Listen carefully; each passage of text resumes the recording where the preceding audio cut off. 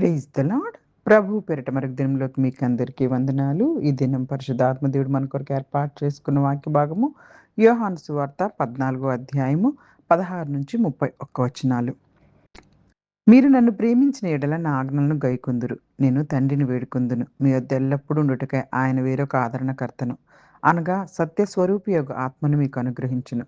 లోకం ఆయనను చూడదు, ఆయనను ఎరుగదు గనుక ఆయనను పొందనేరదు. మీరు ఆయనను ఎరుగుదురు, ఆయన మీతో కూడా నివసించును, మీలో ఉండును.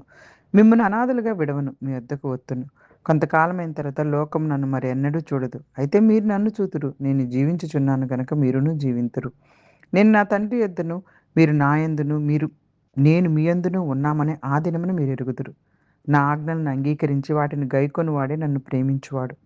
నన్ను ప్రేమించువాడు నా తండ్రి వలన ప్రేమింపబడును. నేనును వానిని ప్రేమించి వానికి నన్ను కనపరుచుకొందునని చెప్పెను. ఇస్కరియోతు కాని యూదా, ప్రభా, నువ్వు లోకమునకు కాక మాకు మాత్రమే నిన్ను నువ్వు కనపరుచుకుంటుకు ఏమి సంభవించినని అడుగ్గా, యేసు, ఒకడు నన్ను ప్రేమించిన ఎడల వాడు నా మాట గైకొనును. అప్పుడు నా తండ్రి వానిని ప్రేమించును, మేము వాని యొద్దకు వచ్చి వాని యొద్ద నివాసము చేతుము.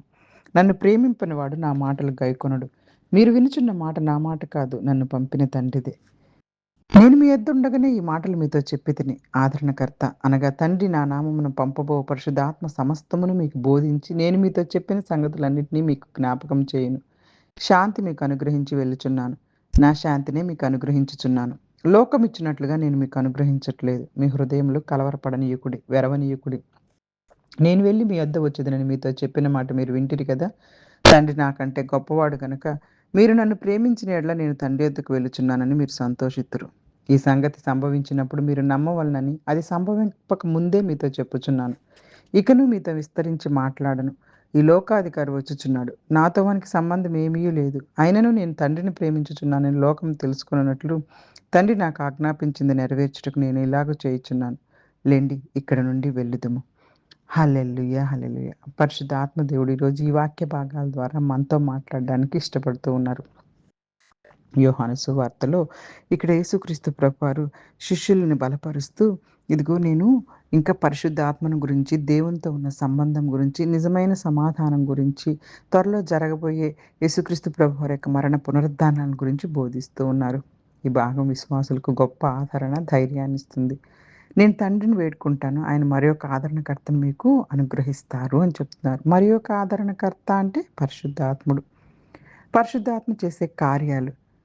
పరిశుద్ధాత్ముడు విశ్వాసులను ఓదారుస్తారు, సత్యంలో నడిపిస్తారు, దేవుని చిత్తాన్ని అర్థం చేసుకునేలా సహాయం చేస్తారు, ఎల్లప్పుడూ విశ్వాసులతో ఉంటారు.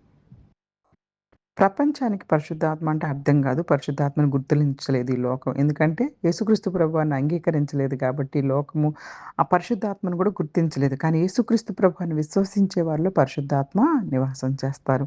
ప్రతి నిజమైన విశ్వాసులో పరిశుద్ధాత్మ నివాసం చేస్తారు. మనం ఒంటరిగా లేమన్న విషయం మనం జ్ఞాపకం ఉంచుకోవాలి. యేసుక్రీస్తు ప్రభువుని నమ్మి విశ్వాసంతో నడుస్తున్న మనలో పరిశుద్ధాత్ముడు మనలో నివాసం చేస్తున్నాడు. నేను మిమ్మల్ని అనాథలుగా విడవను, మీ వద్దకు వస్తాను.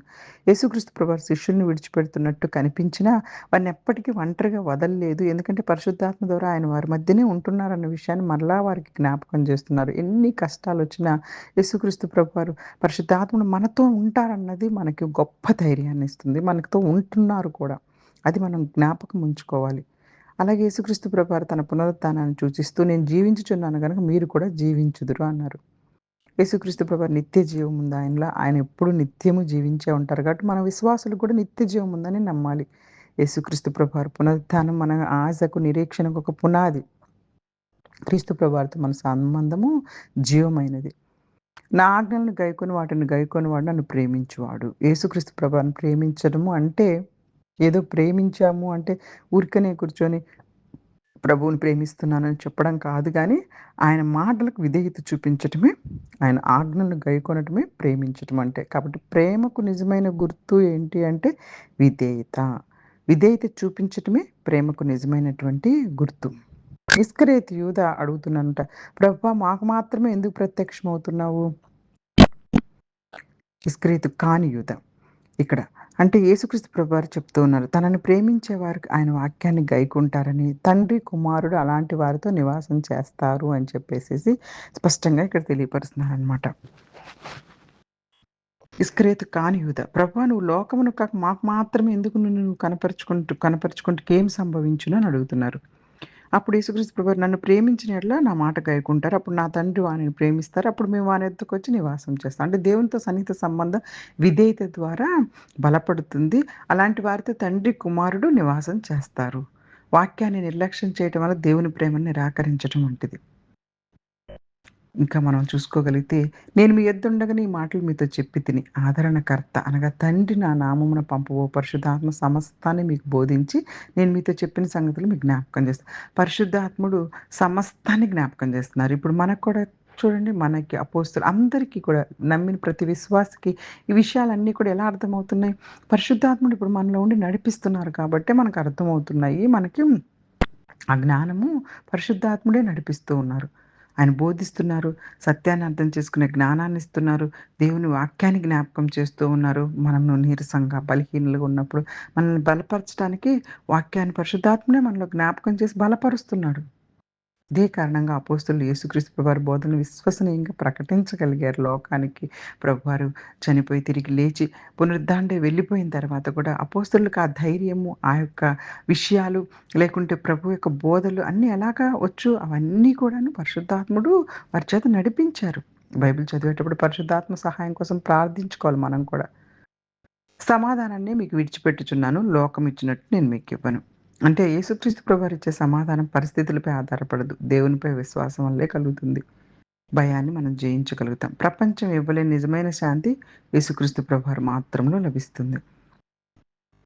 యేసుక్రీస్తు ప్రభువు తండ్రి ఎదుకు వెళ్తున్నానని చెప్పారు.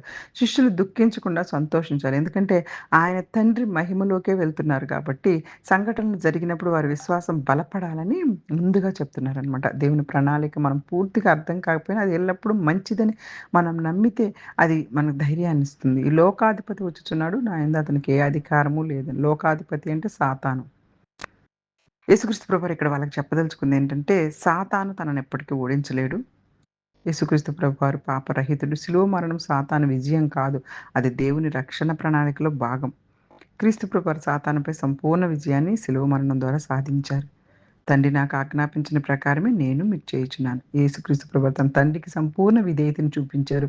శిలువపైకి వెళ్ళడం కూడా ప్రేమతో కూడిన విధేయత. మన జీవితాల్లో కూడా అంత దేవుని చిత్తానికి విధేయులుగా ఉండేలాగా మనల్ని మనము ప్రతి దినము మార్చుకోవాలి. పరిశుద్ధాత్మ ప్రతి విశ్వాసికి ఎప్పుడు సహాయంగా ఉంటారు. తన పిల్లల్ని ఎప్పుడు ఒంటరిగా విడిచిపెట్టడు యేసుక్రీస్తు ప్రభువారు. పరిశుద్ధాత్మ సహాయంతో మనల్ని నడిపిస్తారు.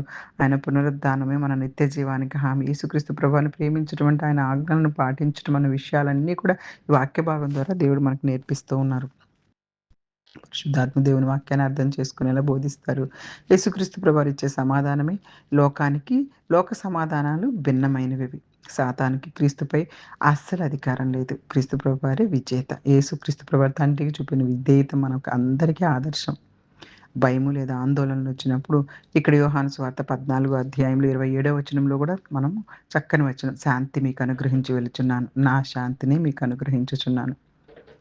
దేవుని వాక్యాన్ని చదువుతూ, దాని జీవితంలో ఆచరిస్తూ ఎలాంటి పరిస్థితుల్లో అయినా యేసుక్రీస్తు ప్రభువారు పరిశుద్ధాత్ముడు మనతో ఉన్నారని నమ్మకంతో, ధైర్యంతో ఉండాలని కోరుకుంటూ చిన్ని వాక్య భాగాన్ని దేవుడు ఆశీర్వదించి దీవించునుగాక. ఆమేన్. God bless you all. God bless you all.